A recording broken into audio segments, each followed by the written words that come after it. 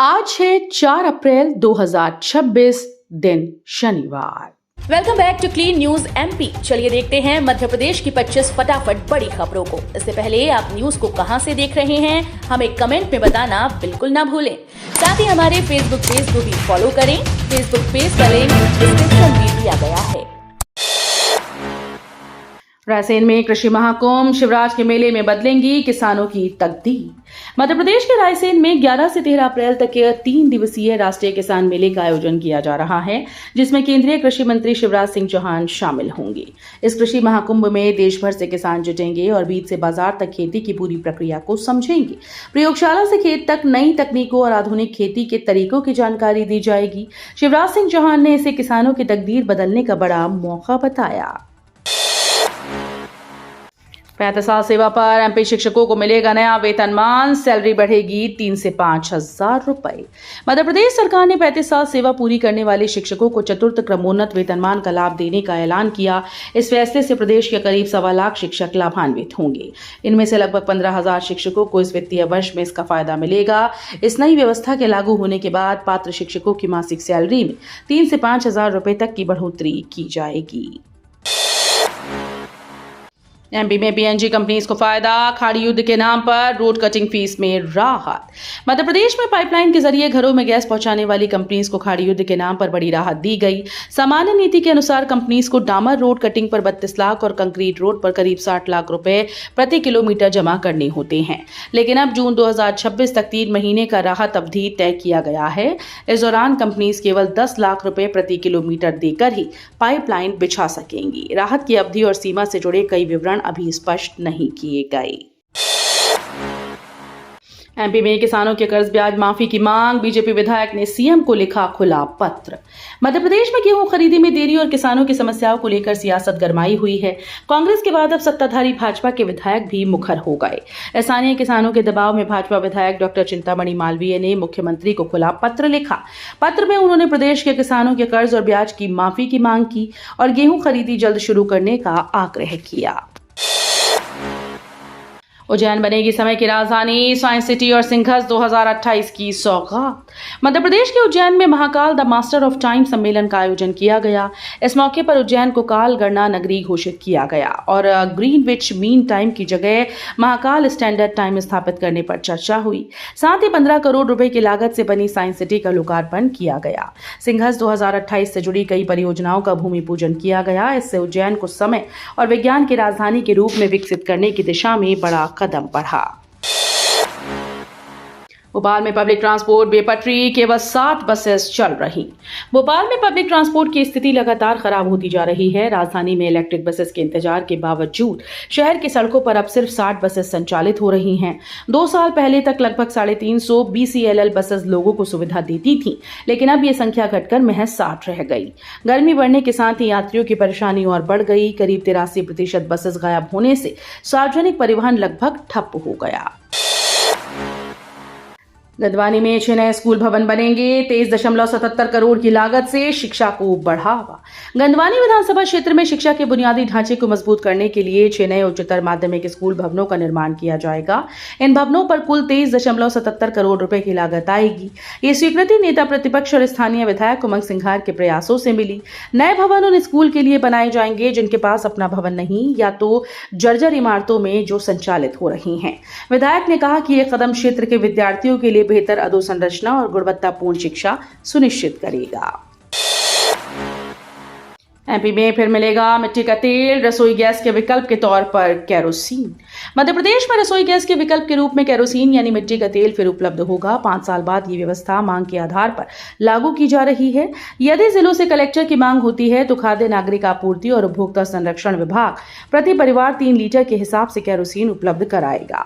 भारत सरकार ने प्रदेश को 10 लाख लीटर का आवंटन दिया है। उज्ज्वला योजना के तहत गैस चूल्हे और सिलेंडर मिलने के बाद पीडीएस में केरोसिन का वितरण बंद हो गया था। एमपी बोर्ड का बड़ा झटका, 10वीं 12वीं परीक्षा फीस में 25 से 80% तक बढ़ोतरी। मध्य प्रदेश माध्यमिक शिक्षा मंडल ने शैक्षणिक सत्र 2026-27 के लिए नई प्रवेश नीति जारी कर दी। इसके तहत 10वीं और 12वीं के परीक्षा फॉर्म 15 मई से भरे जाएंगे। इस बार परीक्षा शुल्क, नामांकन और अन्य फीस में 25 से 80% तक की बढ़ोतरी की गई। नियमित विद्यार्थियों को अब 1200 रुपए की जगह 1500 रुपए देने होंगे, जबकि स्वाध्यायी विद्यार्थियों का शुल्क 1600 रुपए होगा। नवीं कक्षा के नामांकन शुल्क भी 350 से बढ़ाकर 500 रुपए कर दिए गए हैं। एमपी में तेज होगा पीएनजी विस्तार, घर घर पहुंचेगी गैस पाइपलाइन। मध्य प्रदेश के शहरों में पाइप्ड नेचुरल गैस कनेक्शन देने की प्रक्रिया को तेज कर दिया गया। केंद्र के निर्देश के बाद अब नगर निगम और जिला प्रशासन वार्डवार एक्शन प्लान बनाएंगे और तय समय में कार्य पूरा करेंगे। पहले ये देखा जाएगा कि किन क्षेत्रों में पाइपलाइन नेटवर्क पहले से मौजूद है। इन इलाकों को प्राथमिकता देते हुए घर घर पीएनजी कनेक्शन पहुंचाए जाएंगे। नगरीय निकाय वार्ड स्तर पर लक्ष्य तय करेंगे और उसी आधार पर अभियान को आगे बढ़ाया जाएगा। एमपी में विधायकों को किराए के घर में मिलेगा 30 से 40 हजार रुपए, विवाद जारी। मध्य प्रदेश में विधायकों के लिए नया विश्राम गृह बन रहा है, जिसके कारण कई पुराने बंगले और सरकारी आवास तोड़ी जा रही हैं। कुछ विधायक अब स्वयं या किराए के घर में रहने लगे हैं। विधानसभा सचिवालय ने प्रस्ताव रखा कि इन्हें 40 हजार रुपए प्रतिमाह किराया दिया जाए, लेकिन वित्त विभाग ने इसे घटाकर 30 हजार रुपए देने की अभिप्रति दी। विवाद के बावजूद विधायकों को किराया सरकार के द्वारा दिया जाएगा। रतलाम में एमएसपी खरीदी अटकी, चना मसूर के लिए स्लॉट बुकिंग नहीं। रतलाम में चना और मसूर की फसल को समर्थन मूल्य पर बेचने के लिए किसानों को बड़ी परेशानी का सामना करना पड़ रहा है। 1 अप्रैल से 10 अप्रैल तक खरीदी होनी थी, लेकिन अब तक स्लॉट बुकिंग नहीं हो पा रही। पंजीयन कराने वाले किसानों को पोर्टल पर उपार्जन केंद्र ही नहीं दिख रहे, जिससे वे अपनी फसल बेच नहीं पा रहे। तहसील स्तर पर केंद्र बनाए जाने थे, लेकिन ये व्यवस्था अधूरी है। इस अव्यवस्था से किसानों में नाराजगी बढ़ रही है और सरकारी व्यवस्था पर सवाल खड़े हो रहे हैं। उज्जैन से गूंजा एमएसटी का संदेश, महाकाल टाइम पर दुनिया की नजर। उज्जैन में Mahakal the masters of time अंतर्राष्ट्रीय सम्मेलन का भव्य शुभारंभ हुआ, जिसमें केंद्रीय शिक्षा मंत्री धर्मेंद्र प्रधान और मुख्यमंत्री मोहन यादव शामिल हुए। इस दौरान 15 करोड़ से अधिक लागत से बने विज्ञान केंद्र का लोकार्पण किया गया। सम्मेलन में महाकाल स्टैंडर्ड टाइम यानी एमएसटी को वैश्विक स्तर पर स्थापित करने पर चर्चा हुई। साथ ही विद्यार्थी विज्ञान मंथन 2026-27 की वेबसाइट लॉन्च की गई। उज्जैन से समय की नई पहचान देने की इस पहल ने सभी का ध्यान आकर्षित किया। एमपी में औषधीय फसलों को बढ़ावा, अब हर मंडी में होगी खरीद। मध्य प्रदेश सरकार ने औषधीय खेती करने वाले किसानों को बड़ी राहत दी। अब किसानों को अपनी फसल बेचने के लिए मंदसौर और नीमच तक नहीं जाना होगा। राज्य सरकार ने फैसला लिया कि प्रदेश की सभी उपज मंडियों में 15 औषधीय फसलों की खरीद शुरू की जाएगी। इसके लिए अधिसूचना जारी कर दी गई और 6 हफ्तों के भीतर सुझाव मांगे गए। इस फैसले से किसानों को बेहतर बाजार मिलेगा, उनकी लागत घटेगी, औषधीय खेती को बढ़ावा मिलने की उम्मीद है। एमपी में एलपीजी संकट गहराया, नए गैस कनेक्शन पर रोक।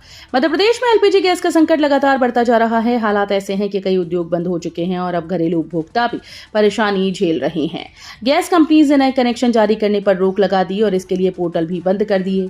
श्योपुर समेत कई जिलों में सिलेंडर की कमी से लोग परेशान हैं और एजेंसीज पर मनमानी के आरोप लगा रहे हैं। इंदौर खाद्य आपूर्ति विभाग के अनुसार सप्लाई बाधित होने के कारण ये कदम बढ़ाया गया, जिससे आम लोगों की चिंता बढ़ गई है। जबलपुर में 950 करोड़ खर्च, फिर भी लाखों घर प्यासे। जबलपुर जिले में जल जीवन मिशन पर करीब 950 करोड़ रुपए खर्च होने के बावजूद 1 लाख से ज्यादा परिवारों तक आज भी नल से पेयजल नहीं पहुंच पाया। साल 2019 के सर्वे में 2,21,000 से अधिक परिवारों में से 1,88,000 परिवारों को साफ पानी नहीं मिल रहा था। सरकार का लक्ष्य हर घर नल से जल पहुंचाना था, लेकिन जमीनी हकीकत कुछ और है। ग्रामीण क्षेत्रों में आज भी लोग पानी के लिए संघर्ष कर रहे हैं, जिससे योजना की प्रभावशीलता पर सवाल खड़े हो रहे हैं। भोपाल रेल मंडल की रिकॉर्ड कमाई, लाखों बिना टिकट यात्री पकड़े। पश्चिम मध्य रेलवे के भोपाल रेल मंडल ने वित्तीय वर्ष 2025-26 में 1852 करोड़ रुपए से अधिक की रिकॉर्ड कमाई दर्ज की, जो पिछले साल से करीब 8.77% ज्यादा है। इस दौरान टिकट चेकिंग अभियान में सख्ती देखने को मिली। अभियान के तहत 3 लाख से ज्यादा बिना टिकट यात्रियों समेत कुल 6 लाख लोगों को पकड़ा गया। इनमें करीब 39 करोड़ रुपए की वसूली की गई। रेलवे की इस कार्रवाई से न सिर्फ राजस्व बढ़ा, बल्कि नियमों के पालन को लेकर भी सख्त संदेश दिया गया। एमपी में मौसम का कहर, 48 घंटे भारी, 30 जिलों में बारिश और ओलों का अलर्ट। मध्य प्रदेश में मौसम ने करवट ले ली है और अगले 48 घंटे भारी पड़ सकते हैं। भोपाल, इंदौर समेत 30 जिलों में बारिश, तेज हवा और ओलावृष्टि का अलर्ट जारी किया गया। मौसम विभाग के अनुसार प्रदेश के आसपास सक्रिय प्रेरित चक्रवात का असर बना हुआ है, जिससे नमी बढ़ रही है। दिन में भले ही गतिविधि कम रहे, लेकिन शाम के बाद मौसम अचानक बिगड़ सकता है। कई इलाकों में गरज चमक के साथ बारिश और ओले गिरने की संभावना है। 7 अप्रैल तक ऑरेंज और येलो अलर्ट जारी कर लोगों को सतर्क रहने की सलाह दी गई। इंदौर में ट्रैफिक से राहत की तैयारी। केशरबाग रेलवे क्रॉसिंग पर बनेगा 30 करोड़ का ओवरब्रिज। इंदौर शहर को जल्दी ट्रैफिक जाम से बड़ी राहत मिलने वाली है। पश्चिम क्षेत्र के केशरबाग रेलवे क्रॉसिंग पर 30 करोड़ रुपए की लागत से रेलवे ओवरब्रिज बनाया जाएगा। इस परियोजना का भूमि पूजन 5 अप्रैल को सांसद शंकर लालवानी और स्थानीय विधायक करेंगे। करीब 18 महीने में तैयार होने वाले इस ओवरब्रिज से रोजाना हजारों वाहन चालकों को फायदा मिलेगा। अभी ट्रेन गुजरने के दौरान लोगों को लंबे समय तक रुकना पड़ता है, लेकिन ओवरब्रिज बनने के बाद आवागमन सुगम और तेज होगा। एमपी में लेबड़ नया गांव सड़क पर टोल विवाद, हाईकोर्ट में सुनवाई 28 अप्रैल को। मध्य प्रदेश के स्टेट हाईवे 31 लेबर से जावरा और जावरा से नया गांव पर टोल वसूली का विवाद हाईकोर्ट में पहुंच गया है। जनहित याचिका में बताया गया कि लागत से कई गुना ज्यादा टोल लिया जा रहा है। कोर्ट ने इन सड़कों के निर्माण और टोल वसूली करने वाली जावरा नया गांव toll road company private limited और वेस्टर्न एमपी इंफ्रास्ट्रक्चर के लिए आवेदन स्वीकार किए हैं। झांसी ओरछा के बीच 631 करोड़ का ग्रीनफील्ड बाईपास, NH44 होगा ट्रैफिक फ्री। भारत सरकार ने मध्य प्रदेश और उत्तर प्रदेश के बुंदेलखंड क्षेत्र में झांसी और ओरछा को जोड़ने वाला ग्रीनफील्ड बाईपास मंजूर किया है। ये 15.572 किलोमीटर लंबा बाईपास 631 करोड़ रुपए की लागत से तैयार होगा। नई सड़क से NH44 और NH39 आपस में जुड़ेंगे, जिससे NH44 पर देश भर का ट्रैफिक दबाव कम होगा। साथ ही बुंदेलखंड के प्रमुख पर्यटन स्थल अब आसानी से कनेक्ट होंगे, जिससे यात्रियों को और व्यापार दोनों को ही बड़ा लाभ होगा।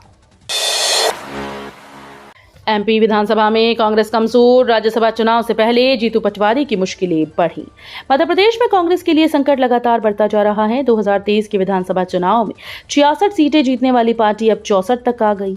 इनमें से 3 विधायकों के नुकसान के कारण पार्टी की वास्तविक संख्या 61 रह गई।